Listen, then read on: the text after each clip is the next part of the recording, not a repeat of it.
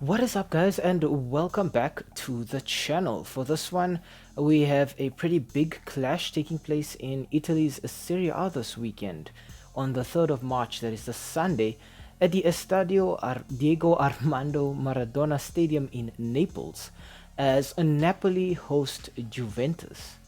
Before we go any further, guys, just once again, I would like to request that if you enjoy the video, perhaps consider liking the video or even subscribing to the channel. It really helps us out with the algorithm. But without any further ado, let's get straight into it. Now, the last time these two sides went head to head was in December on the 8th. Juventus were trying to prove that they were back in action in Italy, ready to challenge domestically, while Napoli really gave themselves quite a job to do in defending their Scudetto title this season. Unfortunately for the away side, it was just a single goal that would decide this fixture, and it would be scored by the hosts at the Allianz Arena in Turin, as in the 51st minute, a cross is played in from the Juventus right wing, and Gatti is just able to cushion the ball past Napoli's goalkeeper into the back of the net. The match ending 1-0 to the hosts Juventus. Napoli scratching their heads trying to wonder how their season could have collapsed as badly as it did, while Juventus could take some serious heart knowing that they were officially back in action.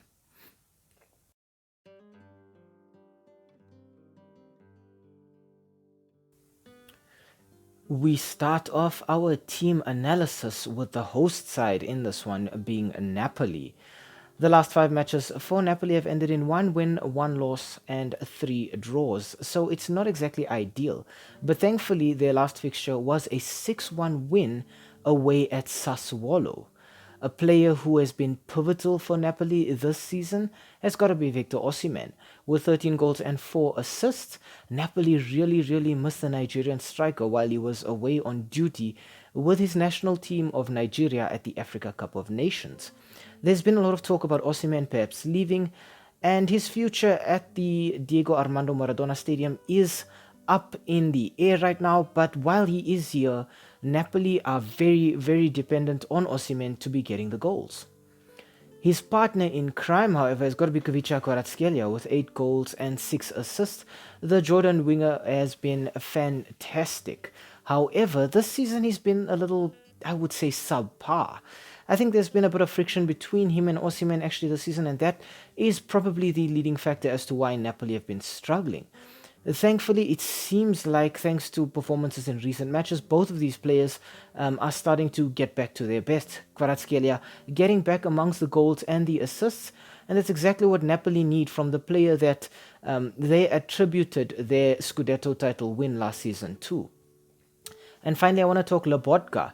Now, with just a single assist, maybe Lobotka shouldn't be highlighted for his goals and assists, but I think it's his stability contribution in Napoli's midfield that I'd like to stress in this one. Lobotka just is able to control the midfield, break down opposition attacks, start mounting attacks for Napoli either on the counter or through build-up play in the midfield, and they'll really need him to be very composed in the center of the park in this match.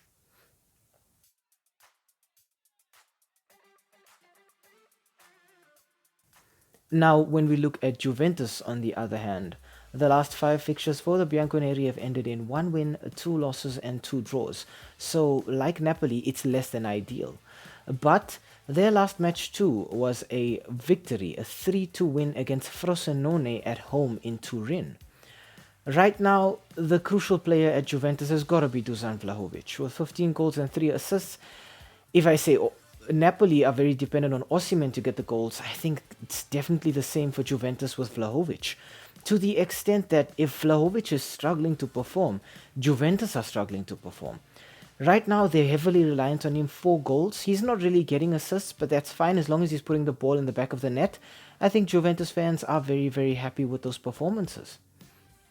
Next up, I want to talk Federico Chiesa with 6 goals and 2 assists. Chiesa's supposed to be their creative force out wide. He's supposed to be quick, he's supposed to be clinical, and he's supposed to be very tricky and difficult for wingbacks to deal with. But right now, Chiesa's been having a stop and go kind of season. In some matches, he's been fantastic, and in others, he's just been below par. But I think right now, the problem with Chiesa is he's been struggling with a lot of injuries this season as well.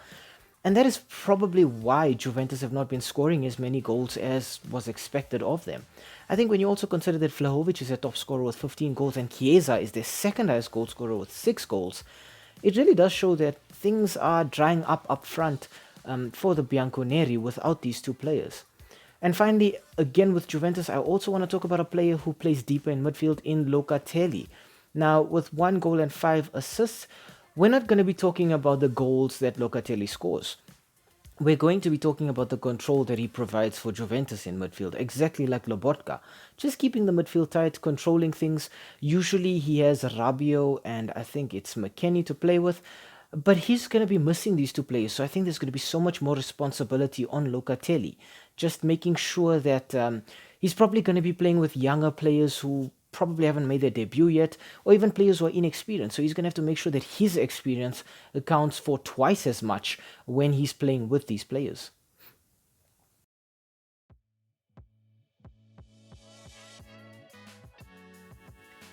Finally, we look at the head-to-head and the S3M2 verdict. Now, the last 5 fixtures between these two sides have actually gone Napoli's way. It's been 3 wins for Napoli, 1 win for Juventus, and just a single draw between the two sides.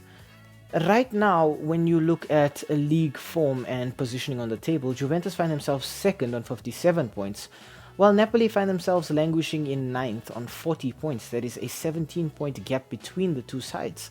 I think for Napoli, they'll be feeling very, very disappointed that this is the best they could do this season. I think it might be looking slightly better for them now. Victor Osimhen has scored in his last 3 games. It's been 5 goals, and 3 of those goals actually came in that 6-1 victory against Sassuolo. So he's actually coming off the back of a hat-trick.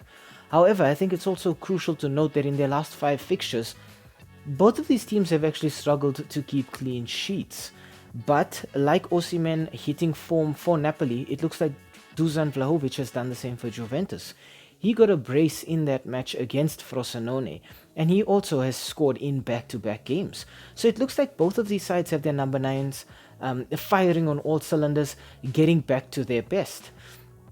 I think also just we have to note that Kvaratskhelia has scored a brace in that match against Sassuolo as well, so perhaps he is also starting to come to the party for Napoli. I think Napoli have really been struggling because of off-the-field issues. Players have been at each other's throats. There's been a lot of skepticism and discussion about players' futures away from the club. But right now, I think they're starting to understand that they need to focus on doing the best that they can right now. I think also Napoli will be looking to extend whatever positive run they can generate into their performances in the Champions League, because they drew 1-1 against Barcelona. It was one of those draws in their last 5 fixtures. And it was played at home in Italy. So they have to go to Spain and have to get the job done in Spain now. And this is now really the period of the season that really, really matters. I think both of these teams know that in terms of competing for the Scudetto, it's over and done with. Inter have effectively, I would say, won the Serie A. Juventus, I don't think, can mount any challenge against Inter right now, but they need to make sure that they can stay away from AC Milan, who are hot on their heels. The injury to Adrian Rabiot is also going to play a major factor in this one for Juventus, as well as the fact that McKennie is probably going to be missing the match as well. I think Juventus are going to be lacking a little bit of stability in the center, and Napoli are just going to look to tear through them in the center. I think, however, I am going to side with Napoli in this one based solely on one specific fact. When you look at the last 5 fixtures between these two sides, Napoli have won this fixture whenever it's been played in Naples. Despite the fact that Juve come into this one as favourites and in a much better position in the league, I think Napoli have the home side advantage, and I think they're going to use it, and it's going to count for them. When you look at their last 5 matches as well, Napoli come into this one on a better run of form. Fair enough, both sides only with a single win in their last 5, but Napoli with an extra draw, where Juve have an extra loss. And I think that will be playing on their minds. For Napoli, this is the perfect time to hit form. It is the perfect time to be free scoring, to be getting the goals. Both of these teams are doing this right now, but I think Napoli are just looking a little bit more deadly up front. I think Juve are too reliant on Vlahovic, and I don't think they have a backup plan. Whereas when you look at Napoli, they have multiple sources for goals right now.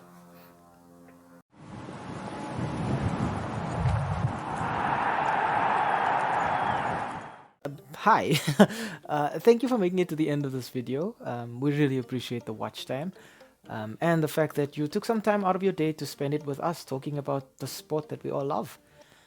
If you enjoyed the content, why not, drop a like down below or comment in the comment section. Maybe even consider subscribing to the channel. And I mean, while you are here right now, have a look at some of our old videos too. They should be appearing on the screen right now, along with that subscribe button. So you know exactly what to do. Um, Thank you so much. It really helps with the YouTube algorithm. And have a great day out there. And we hope to see you again very, very soon. Thanks. Stay safe.